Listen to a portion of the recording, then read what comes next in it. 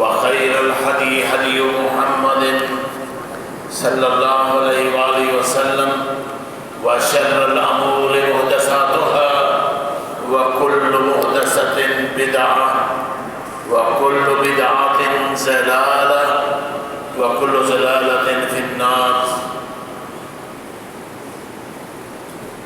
أما بعد فأعوذ بالله من الشيطان الرجيم. بسم الله الرحمن الرحيم. إن الله لا يغفر أن يشرك به ويغفر ما دون ذلك لمن يشاء ومن يشرك بالله فقد ضل ضلالا بعيدا. وقال الله سبحانه وتعالى وإنه من يشرك بالله فقد حرم الله عليه الجنة ومأواه النار وما للظالمين من أنصار.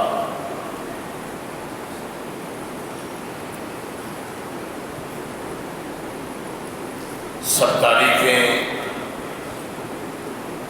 بزرگییں عظمتیں اللہ احکم الحاکمین کے لیے ہیں جو وحدہ لا شریک ہے، جس کا کوئی ثانی نہیں ہے، جس کا کوئی مقابل نہیں ہے، جس کا کوئی ہمسر نہیں ہے. وہی ذات عبادت کے لائق ہے اور ہم سب اسی کی عبادت کرتے ہیں.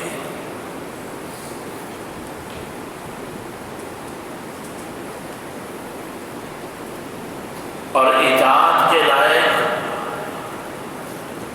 سید الانبیاء، امام الانبیاء، خاتم النبیین، محسن انسانیت جناب محمد رسول اللہ صلی اللہ علیہ وآلہ وسلم ہے. آپ کے علاوہ کسی کی اطاعت اور کسی کی فرمانبرداری ہم پر واجب نہیں ہے.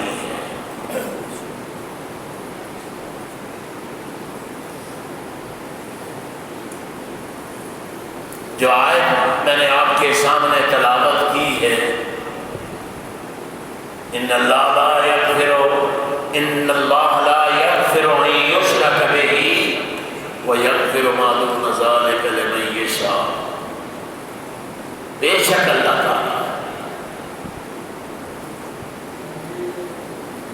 اس شخص کو کبھی معاف نہیں کرے گا جس نے اللہ کے ساتھ شرک کیا، اور اس کے علاوہ جس کو چاہے گا معاف کر دے گا.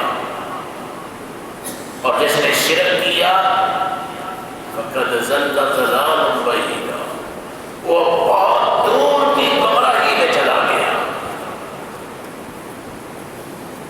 اللہ کے ساتھ کسی دوسرے کو شریک ٹھہرانا یہ بہت بڑا گناہ اور اللہ کے نزدیک ایسا شخص ہمیشہ ہمیشہ جہنم میں رہے گا. اور اللہ نے دو ٹوک انداز میں فرما دیا انہ من یشرک باللہ فقد حرم اللہ علیہ الجنہ.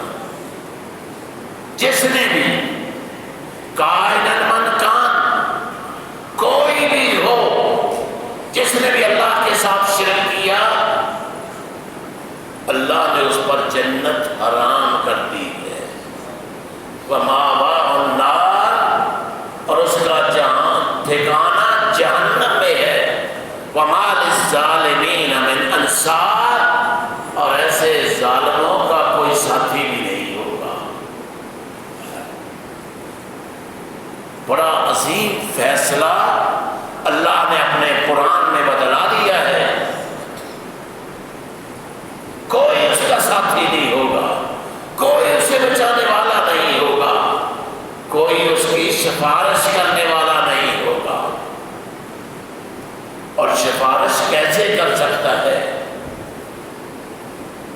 اللہ نے اپنے قرآن میں فرما دیا ہے لو اشرکوا لحبط عنہم ما کانوا یعملون، سورۃ انعام میں، کہ اگر میرے یہ پیغمبر، اس سے پہلے اللہ نے 18 پیغمبروں کے جو بڑے بڑے پیغمبر ہیں ایک ایک کا نام ذکر کر کے فرمایا اگر میرے یہ پیغمبر بھی شرک کرتے تو میں ان کے بھی سارے اعمال ضائع کر دیتا۔ معلوم ہوا عمل کتنے بھی بڑے کیوں نہ ہوں، نماز جیسا بڑا عمل، حج جیسا اور زکوٰۃ جیسا اور خیرات جیسا اور روزوں جیسے بڑے بڑے عمل بھی ہوں، اگر آدمی اللہ کے ساتھ شرک کرتا ہے، اللہ کے ساتھ کسی غیر کو پکارتا ہے، کسی غیر سے مدد مانگتا ہے، کسی اور کو شریک ٹھہراتا ہے، یا اللہ جیسا بتلاتا ہے یا وہ خوبیاں اور وہ صفات جو اللہ احکم الحاکمین میں پائی جاتی ہیں غیروں میں، اگر وہ صفات ڈالتا ہے تو ایسا شخص مخلد فی النار ہے، ہمیشہ ہمیشہ جہنم میں رہے گا۔ اور اس سے بڑی اور تنبیہ کیا ہو سکتی ہے؟ سورۃ الزمر میں اللہ احکم الحاکمین نے اپنے نبی کو مخاطب کر کے فرمایا لو اشرکت لیحبطن عملک ولتکونن من الخاسرین، اے میرے پیارے پیغمبر صلی اللہ علیہ وسلم، اگر آپ بھی شرک کرتے آپ کے لیے سارے اعمال ضائع کر دیتا۔ اور آپ سب نبی کریم صلی اللہ علیہ وسلم کا مقام، آپ کا مرتبہ، آپ کی شان ہم سب جانتے ہیں، صرف انبیاء میں نہیں، صرف انسانوں میں نہیں، ساری کائنات میں، تمام مخلوقات میں سب سے اعلیٰ مقام، سب سے بڑا درجہ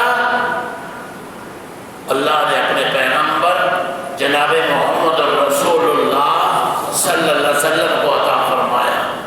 لیکن جہاں شرک کی بات آئی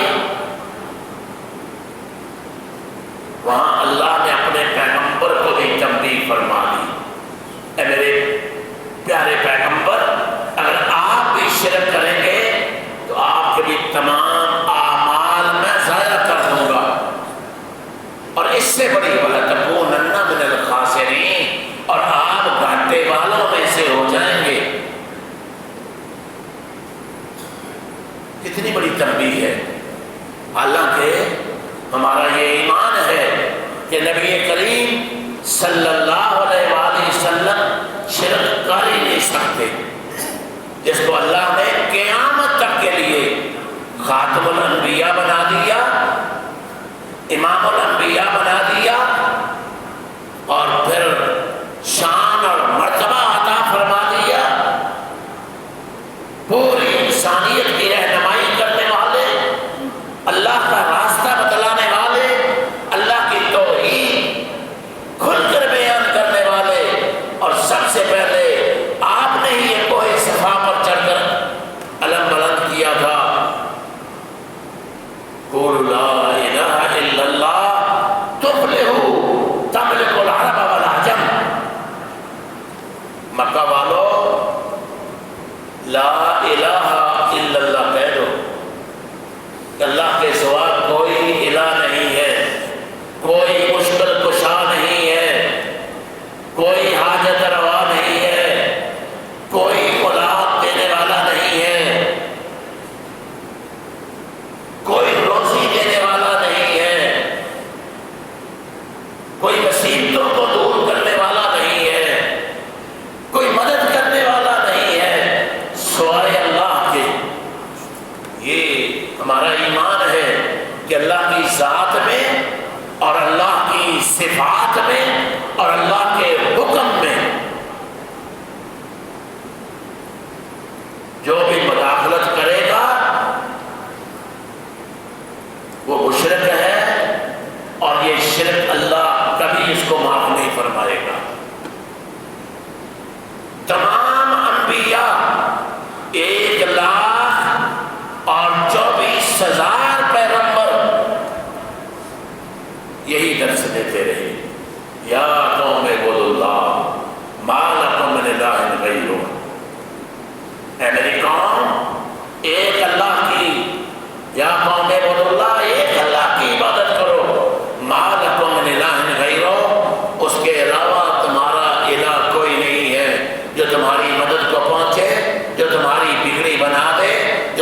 مصیبتوں کو دور کرے اور کوئی نہیں ہے۔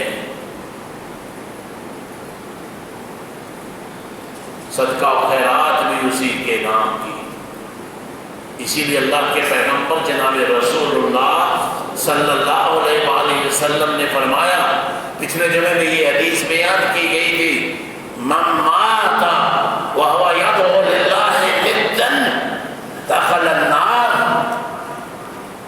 جو اس حالت میں مر گیا کہ اللہ کے علاوہ کسی اور کو پکارتا تھا، جہنم میں داخل ہوگا۔ اللہ کو چھوڑ کر کسی کو غوث بنانا، اگر آپ صراحت چاہتے ہیں، غوث کون ہے؟ فریادوں کو پورا کرنے والا، مدد کو پہنچنے والا کون ہے؟ وہ اللہ کے سوا کوئی نہیں ہے۔ کہتے ہیں یہ اللہ کے بزرگ تھے، پہنچے ہوئے بزرگ تھے، ان سے مدد مانگنا ہماری ان کے آگے، اور پھر یہ آگے اللہ سے ہماری سفارش کرتے ہیں۔ مشرکین مکہ بھی یہی کہتے تھے، ما نعبدهم الا لیقربونا الی اللہ زلفیٰ، ہم ان کی عبادت نہیں کرتے اے محمد صلی اللہ علیہ وآلہ وسلم، آپ ہمیں کہتے ہیں ہم ان بزرگوں کی، یہ 360 بت جو تھے نا، یہ بیت اللہ میں مشرکین مکہ میں رکھے ہوئے تھے، یہ سارے کے سارے بڑے بڑے بزرگ تھے، ان کی تصاویر بنا کر انہوں نے بیت اللہ میں رکھ لی، اور شرک شروع یہاں سے ہوا تھا۔ پہلے نیک لوگوں نے یہ تصور کر لیا کہ ہم بزرگوں کی تصاویر اپنی عبادت گاہوں میں رکھ لیں، تاکہ ان کو دیکھ کر جس طرح یہ اللہ کی عبادت کرتے تھے، ہم بھی اسی طرح اللہ کی عبادت کریں۔ پہلے صرف یہاں تک ہی وہ محدود تھے، لیکن آہستہ آہستہ لوگوں نے ان کی پوجا شروع کر دی، ان کو سجدے کرنے شروع کر دیے، ان سے منتیں مانگنے شروع کر دی، ان کے نام کے چڑھاوے چڑھانے شروع کر دیے، اور پھر آہستہ آہستہ وہی کارساز بن گئے، ان سے اولادیں مانگنے لگے، ان سے مدد مانگنے لگے، ان سے مشکلیں حل کروانے کے لیے وہاں بکرے ذبح کرتے، چڑھاوے چڑھاتے، آہستہ آہستہ اللہ کو چھوڑ کر ان بزرگوں کی پوجا شروع ہو گئی۔ شرک کی ابتدا بھی ایسے ہی ہوئی تھی، اور آج مسلمانوں کا ایک بہت بڑا طبقہ شرک کی لپیٹ میں آ چکا ہے۔ قبروں کی پوجا، قبروں پر میلے، قبروں پر چڑھاوے، قبروں کے نام کی منتیں، قبروں سے جا کر اولاد مانگنا اور اپنی مشکلات ان کے سامنے پیش کرنا، یہ سارے کام جس طرح مشرکین مکہ اور غیر مسلم کرتے ہیں، مسلمانوں نے بھی یہ کام شروع کر دیے۔ تو اللہ احکم الحاکمین نے سخت تنبیہ فرمائی، اور وَقَضَىٰ رَبُّكَ أَلَّا تَعْبُدُوا إِلَّا إِيَّاهُ، تیرے رب نے یہ فیصلہ کر دیا ہے، یہ فیصلہ تیرے رب کا ہے کہ اس کے سوا کسی کی عبادت نہ کی جائے، وَبِالْوَالِدَيْنِ إِحْسَانًا، اور والدین کے ساتھ احسان کیا جائے۔ اور اگر والدین بھی شرک پر اکسائیں تو ان کی بھی اطاعت نہیں ہے، حالانکہ والدین کی باقی اطاعت دنیا کے کاموں میں فرض ہے۔ اللہ کی وحدانیت، اللہ کی الوہیت، اللہ کی ربوبیت، اللہ کے اسماء و صفات میں کی اطاعت کرنا اور شرک کرنا اللہ نے سختی سے منع کر دیا ہے۔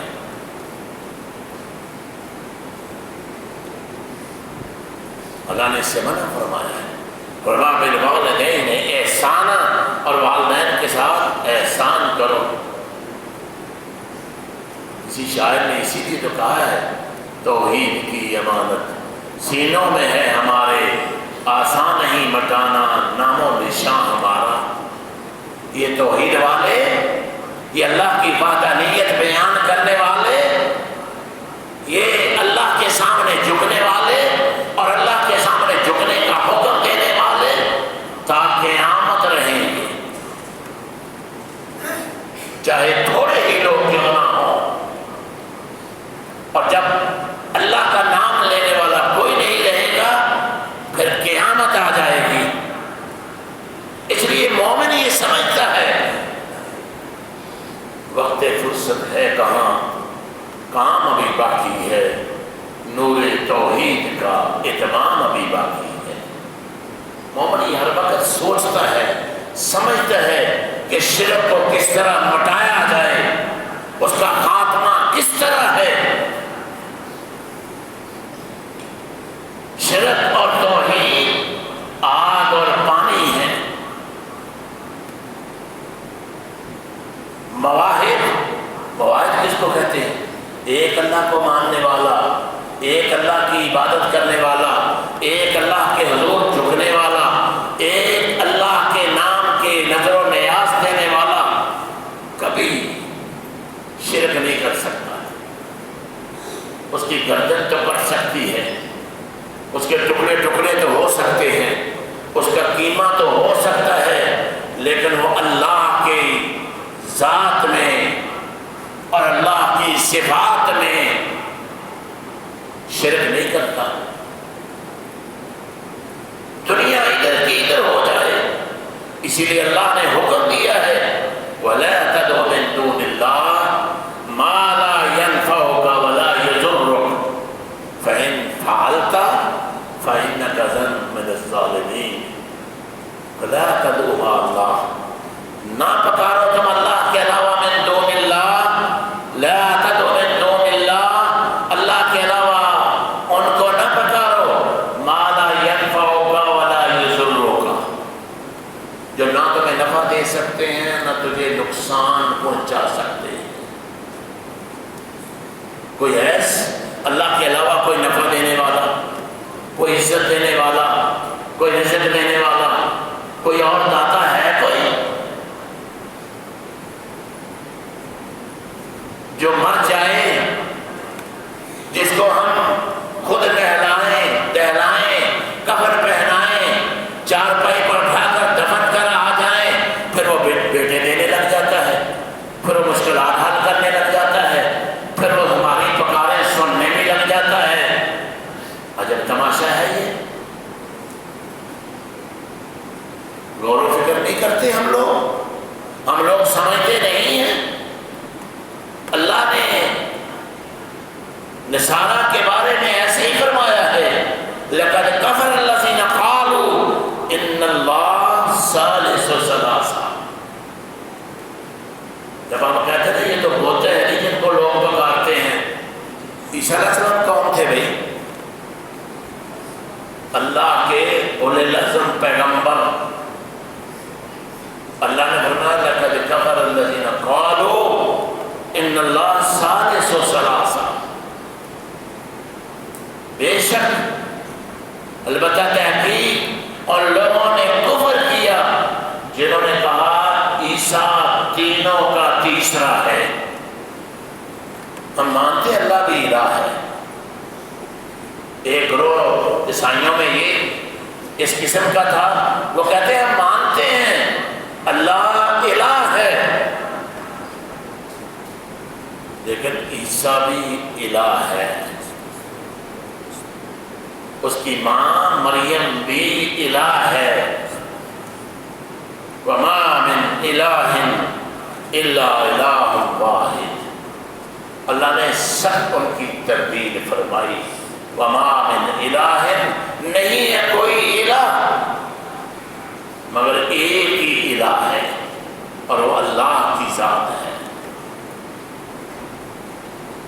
انہیں شبہ کیسے ہوا؟ یہ کیوں نے کہا اللہ تینوں کا تیسرا ہے؟ شبہ اس بات سے ہوا کہ عیسیٰ علیہ السلام مردوں کو زندہ کر دیتے ہیں. اللہ نے اپنے پیغمبروں کو معجزات عطا فرمائے، وقت کے لحاظ سے، زمانے کے لحاظ سے، اور پیغمبر خود کچھ نہیں کر سکتے تھے. یہ اللہ کی تائید اور اللہ کی مدد ہوتی تھی. اور جو پیغمبر ہو وہ اللہ کے حکم سے، اللہ کے اذن سے یہ سب کچھ کرتا ہے. جب تک اللہ کا اذن نہ آئے پیغمبر بھی کچھ نہیں کر سکتے. سارا قرآن اس سے بھرا ہوا ہے. اور عیسیٰ علیہ السلام ساتھ یہ بھی فرماتے کہ یہ اللہ کے حکم سے ہے، میری مرضی سے نہیں. اور پھر فرمایا لقد کفر الذین قالوا ان اللہ هو المسیح ابن مریم. ایک ٹولہ ان میں سے یہ بھی تھا جو یہ کہتے، اللہ فرماتے ہیں ان لوگوں نے کفر کیا جنہوں نے یہ کہا ان اللہ هو المسیح ابن مریم. بے شک الہ جو ہے وہ صرف عیسیٰ بن مریم ہی ہے، یہی الہ ہے. زمین پر بھی یہی الہ ہے، آسمان پر بھی یہی الہ ہے.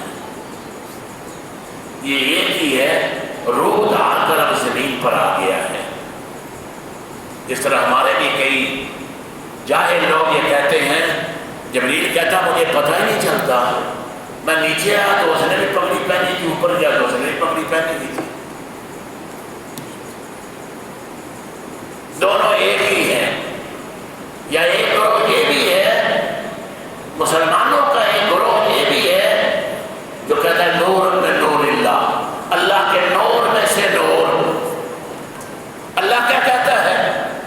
سارے یہاں قرآن مجید میں ہر نماز میں اکثر لوگ یہی سورت پڑھتے ہیں، قل هو اللہ احد. کہہ دیجیے اللہ ایک ہے، اللہ الصمد، اللہ بے نیاز ہے. لم یلد ولم یولد، نہ اس نے کسی کو جنا نہ اس کو کسی نے جنا، نہ اس میں سے کوئی ہے نہ وہ کسی میں سے ہے. وَلَمْ يَكُنْ لَهُ كُفُوًا أَحَدٌ، اور اس کائنات میں اس کی کوئی برابری کرنے والا بھی نہیں ہے. میرے دوستو، میرے بھائیوں، اگر یہ سورت اخلاص ہی سمجھ لی جائے تو اللہ کی توحید کا پتہ چل جاتا ہے. کوئی نہ اس میں سے نور ہے اور نہ وہ کسی سے نور ہے، وہ اکیلا ہی ہے. باقی سارے اس کے بندے ہیں اور بندوں کے مراتب ہیں، بندوں کے مرتبے ہیں، بندوں کی شان ہے.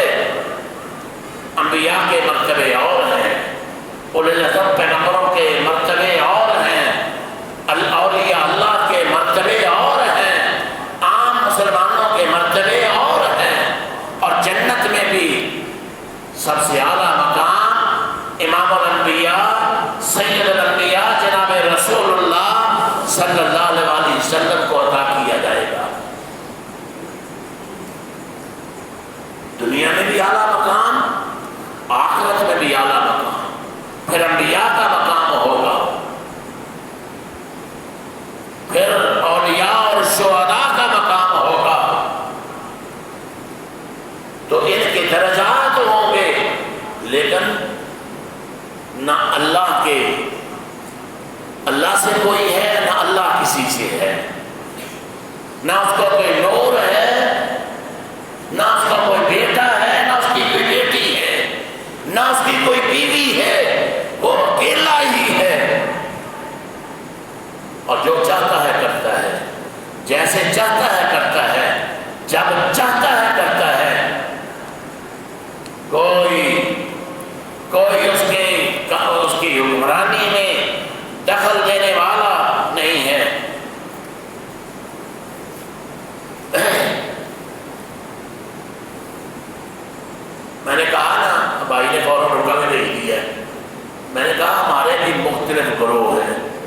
یہ گاڑیوں کے پیچھے آپ نے لکھا ہوا دیکھا ہوگا اللہ،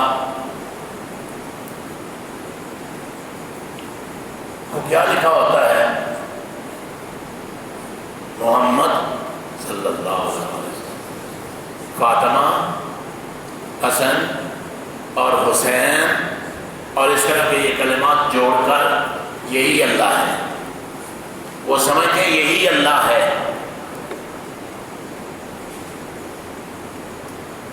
یا آپ یوں سمجھ لیں ہمارے سنی بھی یہ پانچ دن پاک، کوئی نہیں سمجھتا کہ پانچ دن پاک کا معنی کیا ہے. کہ سمجھتے ہیں آپ سمجھتے ہیں پانچ دن کا معنی یہ ہے کہ پانچ دن پاک تھے، باقی سارے نعوذ باللہ پلید تھے. کیا تم میں سے کسی کا عقیدہ ہے کہ ابو بکر عمر عثمان نعوذ باللہ، ہماری تو زبان بھی یہ زیب نہیں دیتی، یا سارے صحابہ کافر ہو گئے تھے نعوذ باللہ میں رضا دے گا؟ یہ اختلافی باتیں نہیں ہیں، یہ ہمارے ایمان کا حصہ ہے. ہم اس کائنات میں انبیاء کے بعد اگر کسی کی عزت، کسی کا احترام، کسی کا مقام ہے تو صحابہ کا ہے، اور صحابہ میں سے بھی ابو بکر کا ہے، پھر عمر کا ہے، پھر عثمان کا ہے.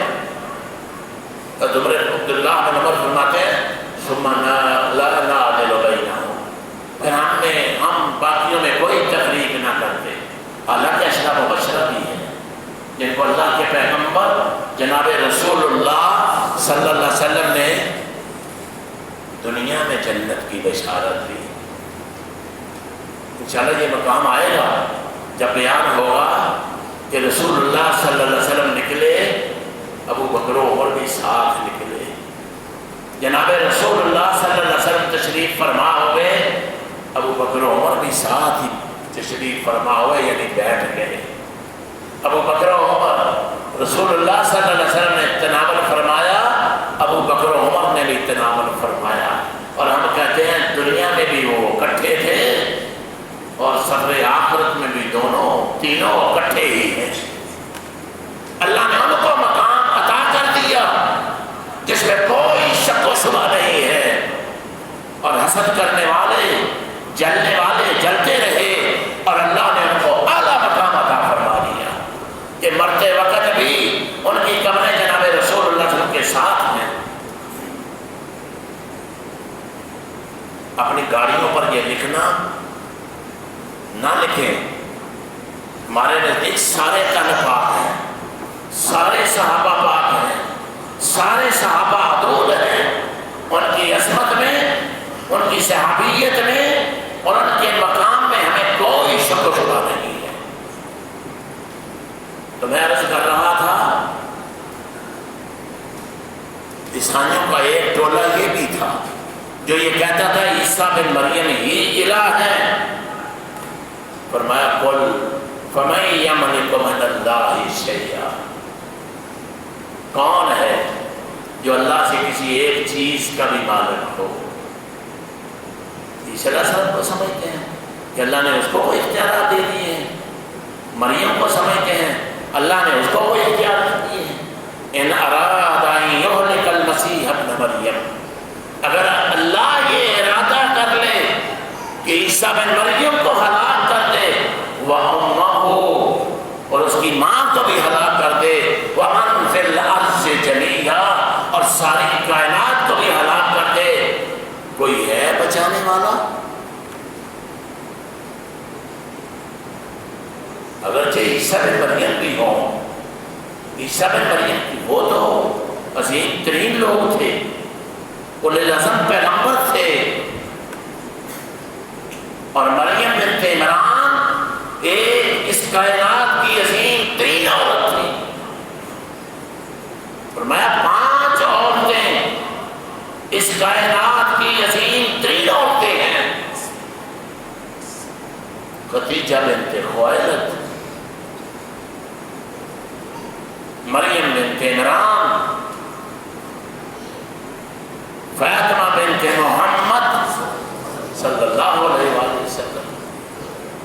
آسیہ امرأۃ فرعون، یہ چار عورتیں، فرمایا اس کائنات کی عظیم ترین عورتیں ہیں۔ یہ کون فرما رہے ہیں؟ امام الانبیاء، سید الانبیاء، جناب محمد رسول اللہ صلی اللہ علیہ وسلم۔ اللہ فرماتے ہیں مجھے یہ بتا دو، اگر عیسیٰ علیہ السلام اللہ اس کو ہلاک کر دینا چاہے، مار دینا چاہے، اور اس کی ماں کو بھی اور ساری کائنات کو ختم کر دینا چاہے، کوئی ہے ان کو بچانے والا؟ تم کہتے ہمارے سارے گناہ عیسیٰ علیہ السلام نے اٹھا لیے ہیں، تم کہتے عیسیٰ تینوں کا تیسرا ہے، اور تم کہتے عیسیٰ ہی الہ ہے۔ اگر وہ الہ ہے تو کیا اس کو اپنے آپ کو بچانے کی طاقت ہے؟ اللہ کہتے ہیں نہیں، اس کی کوئی طاقت نہیں ہے۔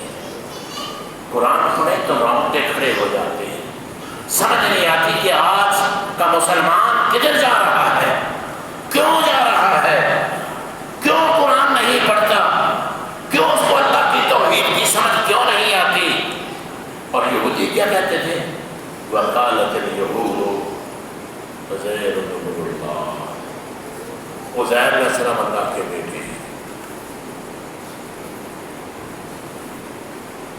اور عزیر علیہ السلام اللہ کے ولی اعظم پیغمبر تھے،